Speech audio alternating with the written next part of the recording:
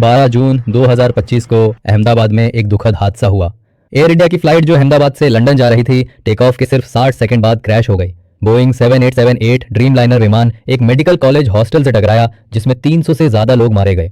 केवल एक यात्री विश्वेश कुमार रमेश बच पाए। लेकिन इस हादसे का कारण क्या था? जवाब मिल सकता है ब्लैक बॉक्स से। आइए जानते हैं ब्लैक बॉक्स क्या है और ये कैसे काम करता है।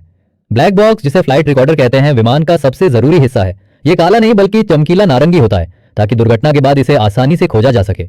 इसमें 2 डिवाइस होते हैं। कॉकपिट वॉइस रिकॉर्डर, ये कॉकपिट की हर आवाज रिकॉर्ड करता है, जैसे पायलट की बातचीत, रेडियो संचार और इंजन या अलार्म की आवाजें। फ्लाइट डेटा रिकॉर्डर, ये विमान की तकनीकी जानकारी रिकॉर्ड करता है, जैसे ऊंचाई, गति, इंजन की स्थिति और फ्लैप सेटिंग। ये दोनों डिवाइसेस इतने मजबूत होते हैं कि आग, पानी या भारी टक्कर में भी इनका डेटा सुरक्षित रहता है। ये विमान के पीछे लगा होता है। सीवीआर आखिरी 2 घंटे की कॉकपिट ऑडियो रिकॉर्ड करता है। इसमें पायलट की बातचीत, आपातकालीन कॉल जैसे मेडे और इंजन या अलार्म की आवाजें शामिल होती हैं।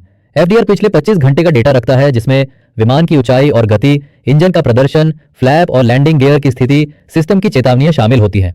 एयर इंडिया हादसे में पायलट ने मेडे कॉल में कहा, कोई थ्रस्ट नहीं, पावर खो रहा है, उठ नहीं पा रहा। सीवीआर से हमें उनकी बातचीत और एफडीआर से इंजन या फ्लैप की स्थिति का पता चल सकता है। दुर्घटना के बाद जांचकर्ता सबसे पहले ब्लैक बॉक्स खोजते हैं। एयर इंडिया हादसे में एफडीआर 28 घंटे में मेडिकल कॉलेज की छत पर मिला, लेकिन सीवीआर की तलाश 13 जून 2025 तक जारी थी। ब्लैक बॉक्स को दिल्ली की डीएफडीआर और सीवीआर लेबोरेटरी में भेजा जाता है। वहां से डेटा निकाला जाता है। एफडीआर से विमान की गति का 3D मॉडल बनाया जाता है और सीवीआर से पायलट की हर बात सुनी जाती है।